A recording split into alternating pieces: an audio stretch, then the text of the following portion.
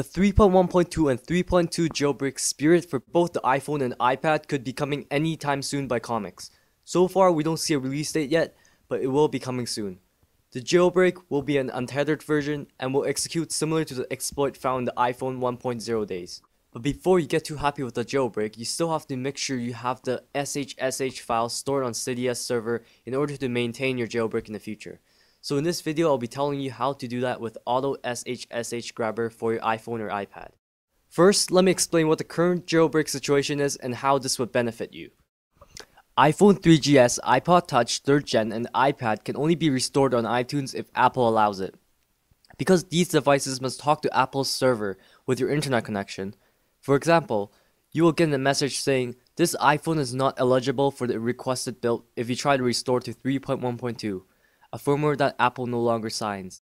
What that means is if Apple comes up with firmware 3.5 tomorrow and stops signing 3.1.3, you will no longer be able to downgrade or restore back to 3.1.3. And without being on 3.1.3, you will have no jailbreak. So it is very important that you get this done just in case you want to go back to a previous firmware in the future. Now I'll tell you how to get your SHSH file before it's too late when Apple stops signing 3.1.3 on your iPhone or 3.2 on your iPad.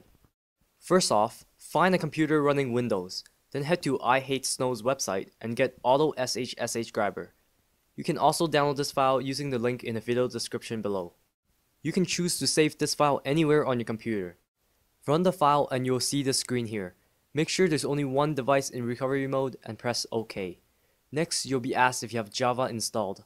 If you're not sure, just say no. The program will now direct you to run Java installation. Once it is finished, run the Auto SHSH Grabber again, and this time click yes when it asks about Java. Then you'll see a screen like this. What you basically have to do now is to enter recovery mode. Turn off the iPad or iPhone by holding on the power button for 10 seconds. Then slide to power off. Now hold on to the home button while you plug in the USB cable. The device will then enter recovery mode when you see the iTunes cable icon. Once that's done, just click on the big Grab SHSH blobs automatically button. The computer will then search for your device. After that, you'll need to name and save the SHSH file. Just save it wherever you want, and the program will automatically upload it to Cydia's server.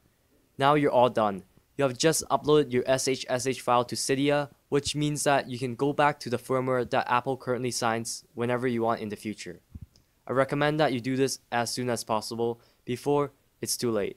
And also remember that even after being jailbroken, it doesn't guarantee that your SHSH file is on Cydia. You can only get the file before the deadline, which is when Apple stops signing the firmware.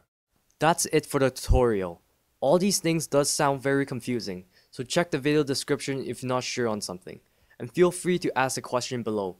You can follow me on Twitter at twitter.com/iPhoneArena. And I'll see you guys next time in the next video.